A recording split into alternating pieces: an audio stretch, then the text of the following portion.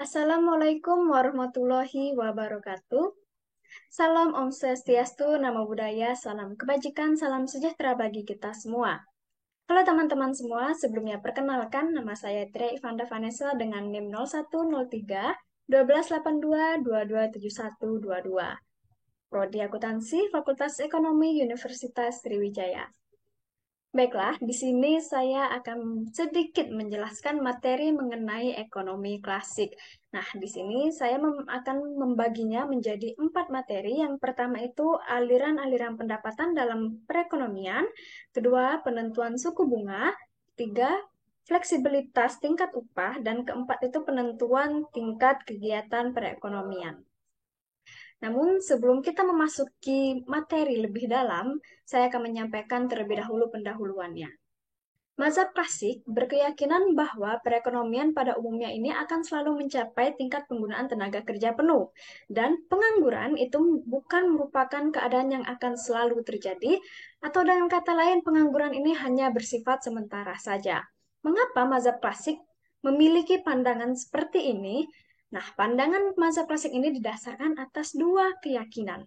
Yang pertama, fleksibilitas suku bunga dan tingkat upah akan menyebabkan penawaran agregat dan permintaan agregat ini akan tercapai pada penggunaan tenaga kerja penuh. Dan yang kedua, itu fleksibilitas tingkat upah dapat mewujudkan keadaan di mana permintaan dan penawaran tenaga kerja mencapai keseimbangannya pada penggunaan tenaga kerja penuh. Oke, selanjutnya di sini saya akan menjelaskan tentang pandangan ahli ekonomi klasik. Jadi, menurut para ahli ekonomi klasik, suatu perekonomian ini diatur oleh mekanisme pasar yang dimana tingkat penggunaan tenaga kerja penuh ini akan selalu tercapai. Pandangan ini didasarkan pada keyakinan bahwa perekonomian ini tidak akan terjadi kekurangan permintaan. Hal ini dikarenakan ketika produsen menambah di penawarannya, maka di sisi lain permintaan itu akan ikut bertambah pula. Keyakinan ini dapat terlihat dengan jelas dari pandangan Jean-Baptiste Say yang merupakan seorang ahli ekonomi klasik berasal dari Prancis yang mengatakan bahwa supply creates its own demand atau penawaran akan menciptakan sendiri permintaan terhadapnya. Menurutnya, perekonomian ini jarang sekali terjadi masalah kelebihan produksi. Dan jika hal ini terjadi, maka hanya akan bersifat sementara karena mekanisme pasar akan membuat penyesuaian-penyesuaiannya sendiri. Seperti ketika produksi turun di suatu sektor produksi, maka produksi itu akan mengalami kenaikan dan sebaliknya ketika produksi di suatu sektor produksi itu mengalami kelebihan, maka produksi ini akan turun. Penawaran agregat pada penggunaan tenaga kerja penuh ini akan selalu diimbangi oleh permintaan agregat. Maka karena itu, kekurangan permintaan ini tidak akan berlaku. Oke, kita akan memasuki dengan materi pertama, yaitu aliran-aliran pendapatan dalam perekonomian, di mana terbagi menjadi dua, yaitu ekonomi subsisten dan ekonomi modern. Yang pertama adalah ekonomi subsisten. Dalam pandangan ekonomi klasik, kebenaran pandangan ini tidak dapat disangkal ketika suatu perekonomian ini adalah perekonomian dua sektor atau ekonomi subsisten, di mana para penerima tidak menabung dan pengusaha juga tidak menanam modalnya, di mana nilai produksi akan selalu sama dengan nilai pengeluaran dari rumah tangga. Kenapa seperti ini? Karena untuk menghasilkan barang dan jasa, perusahaan ini harus menggunakan seluruh faktor produksinya, yang dimana faktor produksi ini berasal dari pihak rumah tangga, seperti gaji dan upah, sewa, bunga, dan keuntungan. Nah, nilai seluruh produksi ini akan sama besar dengan nilai pendapatan yang diterima dari faktor produksi tadi, sehingga nilai seluruh produksi ini akan sama dengan seluruh pendapatan yang diterima dari rumah tangga. Di samping sebagai penyedia faktor produksi, sektor rumah tangga juga sebagai konsumen, di mana dalam perekonomian subsisten ini, para penerima ini tidak menabung. Berarti rumah tangga ini tidak menabung, sehingga seluruh pendapatan yang didapatkan oleh rumah tangga ini akan dibelanjakan. Maka nilai pengeluaran rumah tangga ini akan sama besarnya dengan pendapatan yang telah didapatnya. Dan kemudian, jika perusahaan menaikkan produksinya, maka kenaikan faktor produksi dan pendapatan rumah tangga ini akan naik sama besarnya dengan kenaikan produksi yang telah dibuat oleh perusahaan. Nah, aliran seperti ini hanya akan terjadi pada perekonomian subsisten yang dimana bersifat terbatas, dilakukan dengan sistem barter, dan menggunakan seluruh pendapatannya bagi para penerima. Oke, yang selanjutnya adalah ekonomi modern. Dalam perekonomian modern, penerima pendapatan ini akan menabung, dan tabungan ini kemudian akan dipinjamkan kepada para pengusaha. Berarti dalam ekonomi modern ini penerima pendapatan akan menabung dan pengusaha ini akan melakukan investasi. Nah, para pengusaha yang melakukan investasi ini akan membayar bunga. Ini dapat dilihat pada grafik, yaitu pada tabel, pada gambar yang telah saya terangkan, yaitu pada aliran ketiga, di mana sebagian pendapatan rumah tangga ini akan ditabungkan melalui lembaga-lembaga keuangan, yang akan dilanjutkan oleh aliran keempat, di mana lembaga keuangan ini akan meminjamkan uang yang telah disimpan dari pihak rumah tangga itu untuk para pengusaha untuk menanamkan modalnya. Kemudian akan dilanjutkan dengan aliran kelima, di mana para pengusaha yang meminjam modal dari lembaga ini akan membelikan barang-barang modal dari sektor perusahaan. Nah, ahli ekonomi klasik ini tetap berkeyakinan bahwa meskipun rumah tangga menabungkan sebagian pendapatannya, kekurangan permintaan tetap tidak akan terjadi. Kenapa? Karena keyakinan ini didasarkan pada pandangan bahwa semua tabungan rumah tangga yang tercipta pada penggunaan tenaga kerja penuh ini akan digunakan oleh pengusaha untuk investasi. Nah, dalam investasi ini akan terdapat suku bunga. Suku bunga ini akan selalu mengalami perubahan yang dapat menyebabkan seluruh tabungan dari pihak rumah tangga ketika mencapai tenaga kerja penuh ini akan selalu sama besar dengan jumlah investasi yang dilakukan oleh pengusaha. Hal ini dapat menyebabkan pengeluaran agregat akan selalu sama dengan nilai produksi perusahaan pada tingkat penggunaan tenaga kerja penuh. Dengan kata lain, pengeluaran agregat pada tingkat penggunaan tenaga kerja penuh itu akan sama dengan penawaran agregat pada tingkat penggunaan tenaga kerja penuh. Oke, selanjutnya ini adalah penentuan suku bunga. Para ahli ekonomi klasik berkeyakinan bahwa suku bunga akan menentukan besarnya tabungan dan investasi. Suku bunga akan memberikan perubahan pada jumlah tabungan dan investasi perubahan ini akan terus terjadi sehingga tercapainya kesamaan antara jumlah tabungan dan permintaan investasi. Bisa dilihat dalam grafik yang telah saya terangkan, di mana garis datar ini menandakan permintaan investasi dan garis tegak itu menandakan suku bunga. Dan sumbu I merupakan permintaan pengusaha untuk melakukan investasi dan sumbu S merupakan jumlah suku bunga. Nah, dilihat dari grafik dapat kita ketahui bahwa pengusaha akan mengurangi permintaan terhadap investasinya ketika suku bunga ini tinggi. Namun sebaliknya, ketika suku bunga rendah, maka pengusaha akan meningkatkan permintaan terhadap investasinya, sehingga akan mencapai titik keseimbangan di mana pada grafik itu adalah titik E, yang berarti bahwa permintaan investasi akan sama besar atau sama besar dengan jumlah suku bunganya. Menurut para ahli ekonomi klasik, hal ini akan terus terjadi dalam perekonomian, karena jumlah tabungan rumah tangga pada tingkat penggunaan tenaga kerja penuh ini akan selalu sama dengan jumlah investasi pengusaha. Maka akan menyebabkan pengeluaran agregat pada tingkat penggunaan tenaga kerja penuh sama dengan penawaran agregat pada penggunaan tenaga kerja penuh. Para ahli ekonomi klasik berpendapat bahwa perekonomian akan selalu mencapai tingkat penggunaan tenaga kerja penuh, karena pengeluaran agregat akan mencapai tingkat penawaran agregat pada penggunaan tenaga kerja penuh. Keadaan ini akan tetap wujud karena kebocoran atau aliran keluar dari tabungan akan diimbangi dengan suntikan atau aliran masuk yang sama besarnya dengan aliran keluar tersebut, yaitu investasi dari para pengusaha. Hal ini berarti tidak terdapat kekurangan permintaan dan akan mendorong pengusaha untuk menggunakan seluruh faktor produksi yang tersedia. Mengapa hal ini dilakukan? Bertujuan agar semua permintaan yang ada ini dapat dipenuhi. Berdasarkan hal ini, maka penggunaan tenaga kerja penuh merupakan keadaan yang akan selalu terjadi dalam perekonomian. Oke, selanjutnya adalah penentuan tingkat upah atau fleksibilitas upah dan kegiatan ekonomi. Apabila terjadi pengangguran, maka mekanisme pasar akan menciptakan penyesuaian-penyesuaian di dalam pasar tenaga kerja, sehingga pengangguran ini dapat dihapuskan.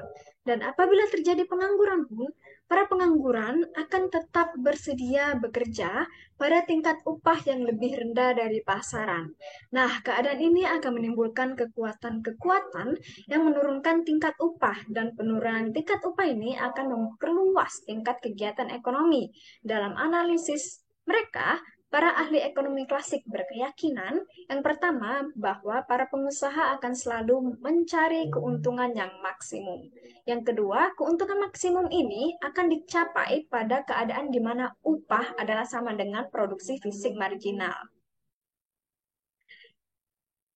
Yang terakhir itu adalah penentuan tingkat kegiatan perekonomian.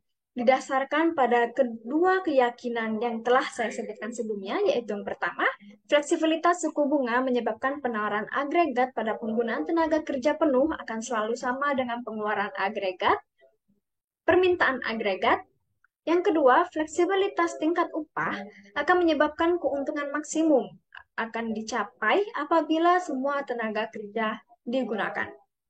Nah, para ahli ekonomi klasik ini berpendapat bahwa perekonomian akan beroperasi pada kesanggupannya yang paling maksimum, yaitu mencapai tingkat penggunaan tenaga kerja penuh.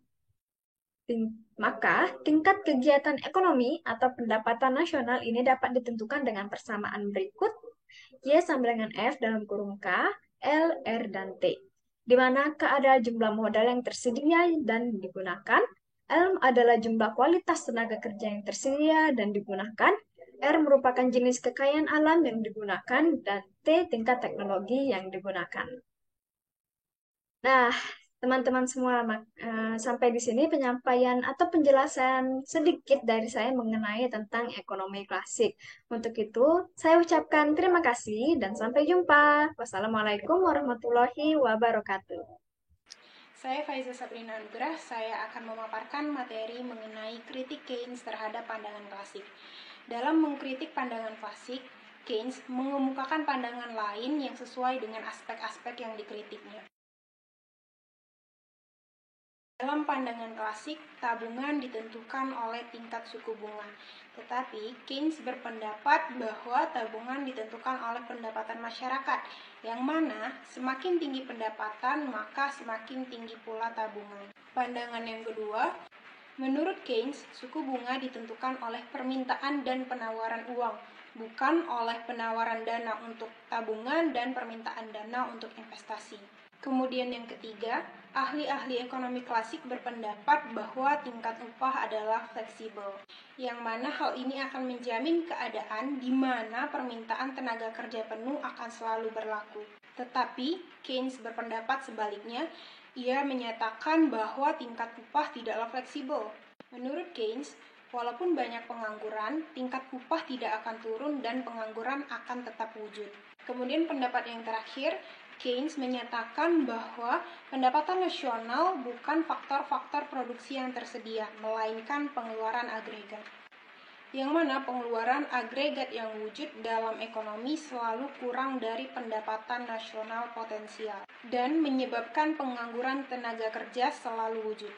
Nah, berdasarkan kritik-kritiknya ini, Keynes selanjutnya mengemukakan suatu teori yang diterangkan dalam buku yang berjudul The General Theory of Employment, Interest, and Money mengenai penentuan kegiatan ekonomi dan penentuan kesempatan kerja, serta peranan uang dalam mempengaruhi kegiatan ekonomi.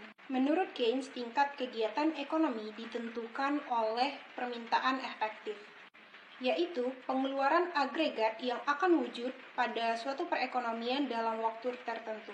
Kemudian, pengeluaran agregat ini dapat dibedakan menjadi 4 komponen, yang terdiri atas konsumsi rumah tangga, investasi perusahaan, pengeluaran pemerintah, dan ekspor. Nilai magnitud atau nilai pengeluaran dari keempat komponen ini akan menentukan kegiatan perekonomian. Baik, sekian penjelasan mengenai kritik Keynes terhadap pandangan klasik. Semoga teman-teman dapat memahami apa yang telah disampaikan. Terima kasih. Saya Nisa Dewnasa Sasabila, selanjutnya akan membahas pandangan dari ekonomi mengenai penentuan kegiatan ekonomi yang bernama Keynes. Keynes merupakan salah satu ahli ekonomi yang terkemuka dalam sejarah pemikiran ekonomi yang menciptakan analisis ekonomi baru, yaitu menganalisis kegiatan ekonomi secara keseluruhan, menciptakan teori mengobrolkan tingkat kegiatan ekonomi, dan faktor-faktor penentu dari tingkat kegiatan ekonomi. Terdapat 3 pandangan pokok Keynes dalam menentukan kegiatan ekonomi. Yang pertama, peranan permintaan agregat. Pada hakikatnya, Keynes berpendapat bahwa kegiatan ekonomi ditentukan dari besarnya permintaan yang efektif, yaitu permintaan yang disertai dengan kemampuan untuk membayar barang dan jasa yang diminta tersebut yang wujud dalam perekonomian. Analisis ini merupakan analisis jangka pendek, yang mana jumlah dan kemampuan dari faktor-faktor produksi diasumsikan tidak mengalami penambahan. Semakin besar permintaan yang efektif, maka semakin besar pula tingkat produksi yang dicapai. Apabila kegiatan ekonomi tinggi dan faktor-faktor produksi banyak digunakan, maka pengangguran dan hal lainnya dapat berkurang. Yang kedua, terdapat 4 komponen dalam pengeluaran agregat. Yang pertama, konsumsi rumah tangga. Ialah konsumsi yang dilakukan oleh seluruh rumah tangga. Semakin besar pendapatan mereka, maka semakin besar pula pengeluaran konsumsi mereka. Apabila kecenderungan mengonsumsi tinggi, maka pendapatan yang dikeluarkan untuk mengonsumsi juga tinggi. Hal ini juga berlaku sebaliknya. Yang kedua, investasi atau penanaman modal. Seorang pengusaha baru akan menanamkan modalnya apabila jumlah dari investasi lebih besar dari suku bunga. Maka dalam perekonomian, jumlah investasi yang dilakukan oleh seorang pengusaha ditentukan dari nilai penanaman modal yang memiliki tingkat pengembalian lebih besar dari suku bunga. Lalu yang ketiga, pengeluaran pemerintah. Pemerintah tidak hanya berfungsi untuk mengatur perekonomian negara, tetapi juga berfungsi mempengaruhi tingkat pengeluaran agregat perekonomian. Melalui pemungutan pajak, pemerintah dapat menurunkan tingkat pengeluaran agregat, yang selanjutnya pajak tersebut dibelanjakan lagi oleh pemerintah untuk meningkatkan tingkat pengeluaran agregat. Yang keempat, ekspor. Perkembangan ekspor yang pesat dapat menciptakan percepatan pertumbuhan di berbagai negara. Perkembangan ini menyebabkan terjadinya pertambahan besar dalam pengeluaran agregat, yang pada akhirnya menciptakan pertumbuhan pendapatan nasional yang pesat. Yang ketiga, penentuan kegiatan perekonomian negara. Kegiatan perekonomian negara dapat digambarkan secara angka dan grafik. Seperti pada tabel, semakin besar pendapatan nasional, maka semakin besar pula pengeluaran agregatnya. Apabila pengeluaran agregat lebih besar dari pendapatan nasional, maka kegiatan ekonomi akan mengalami ekspansi. Barang dan jasa harus lebih banyak diproduksi. Apabila pengeluaran agregat lebih rendah dari pendapatan nasional, maka kegiatan ekonomi akan mengalami kontraksi. Barang dan jasa yang telah diproduksi sebagian tidak bisa dijual. Maka dapat kita simpulkan, untuk mencapai keseimbangan ekonomi, pengeluaran agregat harus sama dengan pendapatan nasional. Hal ini dikarenakan keinginan untuk membeli barang harus sama dengan keinginan untuk memproduksi barang. Sedangkan secara grafik, dapat dilihat di sebelah kiri titik E, kurva AE berada di atas garis Y seberangan AE, yang berarti pengeluaran agregat lebih besar dari pendapatan nasional, yaitu sebanyak AB atau 50 triliun, yang tentunya akan menyebabkan ekspansi yang akan meningkatkan pendapatan nasional dan tingkat kesempatan kerja. Sedangkan di sebelah kanan titik E, kurva AE berada di bawah garis Y sambungan AE, yang berarti pengeluaran agregat lebih rendah dari pendapatan nasional, yaitu sebanyak CD atau 50 triliun pada tabel sebelumnya. Kondisi ini menyebabkan terjadinya stok barang lebih tinggi dan terjadi kontraksi dalam perekonomian yang akan berlaku, pengangguran bertambah dan pendapatan nasional menurun. Perekonomian negara dapat seimbang saat berada di titik E, yaitu pengeluaran pendapatan sebanyak 400 triliun. Keseimbangan ini menjadi penentu dari tingkat pendapatan nasional pada sektor perusahaan dan tingkat kesempatan kerja yang akan dicapai. Sekian dari saya, terima kasih. Baiklah, saya Sarah Nafisa Widiantia akan melanjutkan materi tentang pendekatan terkini dalam perkembangan kegiatan perekonomian. Yang pertama itu adalah golongan monetaris yang dipelopori oleh Milton Friedman. Friedman ini mengkritik pandangan Keynes. Yang pertama adalah, menurut Friedman, sistem pasar bebas itu cukup efisien dan mampu menyebabkan kegiatan perekonomian selalu beroperasional pada kesempatan kerja penuh. Yang kedua, Friedman menunjukkan peranan penawaran uang dalam mengatur kegiatan perekonomian yang dapat mempengaruhi kegiatan ekonomi dan tingkat harga. Dan yang terakhir adalah, menurut Friedman, kebijakan fiskal itu tidak lebih besar efeknya dalam mengatur kegiatan ekonomi, sehingga Friedman lebih menyukai kebijakan moneter. Dan golongan yang kedua adalah golongan ekspektasi rasional atau juga disebut dengan klasik baru. Teori ini mempunyai dua pemisalan. Yang pertama, semua pelaku kegiatan ekonomi bertindak secara rasional, mengetahui selak-beluk kegiatan ekonomi, dan mempunyai informasi lengkap mengenai peristiwa-peristiwa perekonomian. Akibatnya, teori ini mengembangkan analisinya berdasarkan prinsip-prinsip yang terdapat pada teori mikroekonomi, dan juga bertitik tolak dari anggapan bahwa pembeli, produsen, dan pemilik faktor produksi menjalankan kegiatannya secara rasional. Dan yang kedua adalah, semua jenis pasar beroperasi secara efisien dan dapat dengan cepat membuat penyelesaian-penyelesaian ke atas perubahan yang berlaku. Akibatnya, teori ini meyakini bahwa kegiatan perekonomian selalu beroperasional pada tingkat penggunaan tenaga kerja penuh, dan kebijakan diskresioner pemerintah tidak dapat mempengaruhi kegiatan ekonomi. Dan yang ketiga adalah golongan ekonomi segi penawaran yang dipelopori oleh penasehat-penasehat pada masa pemerintahan Ronald Reagan yang saat itu menjadi Presiden Amerika Serikat pada tahun 1980. Teori ini mempunyai dua faktor. Yang pertama, berlakunya stagflasi pada tahun 1970-an di berbagai negara industri. Dan yang kedua, terpilihnya Ronald Reagan menjadi Presiden Amerika Serikat yang terkenal secara konservatif dan tidak menyukai campur tangan pemerintahan secara berlebihan pada kegiatan ekonomi. Dan golongan yang terakhir adalah golongan Keynesan baru. Golongan ini belum dapat menerima kritik dari golongan ekspektasi rasional yang sebelumnya sudah saya jelaskan bahwa sistem pasaran adalah sempurna dan dapat dengan sendirinya membuat penyesuaian, sehingga perekonomian cenderung akan mencapai kesempatan kerja penuh. Golongan ini menunjukkan kemungkinan adanya kelakuan yang dapat mempengaruhi efisiensi barang, yang menyebabkan perubahan harga tidak terlalu fleksibel, sehingga timbul kemungkinan berlakunya keadaan di mana kelebihan permintaan dan penawaran barang. Selanjutnya, saya akan menerangkan tentang kurva AD. Apa itu kurva AD? Kurva ini menerangkan hubungan antara tingkat harga umum dan pembelanjaan dalam perekonomian.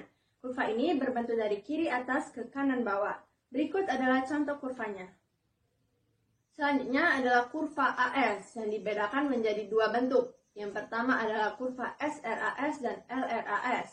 Kurva SRAS merupakan kurva penawaran agregat dalam jangka pendek apabila harga barang mengalami perubahan, sedangkan harga faktor-faktor produksi maupun upah tenaga kerja tidak mengalami perubahan. Dan yang kurva kedua adalah kurva LRAS, merupakan kurva penawaran agregat dalam jangka panjang, di mana harga barang maupun harga faktor produksi, termasuk tenaga kerja, mengalami perubahan. Berikut adalah contoh kurvanya. Sekian pembelajaran dari bab 3, kami ucapkan terima kasih.